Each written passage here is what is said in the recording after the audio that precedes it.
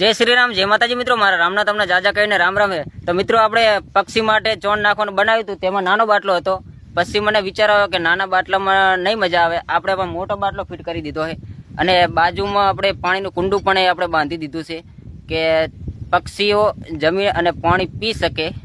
અને આવા પોઈન્ટ આપણે એક દિવસની અંદરમાં 2 પોઈન્ટ બનાવવાના, એટલે મહિનાની અંદરમાં 60 પોઈન્ટ બનાવવાના છે આવા ને આવા પક્ષીઓ માટે.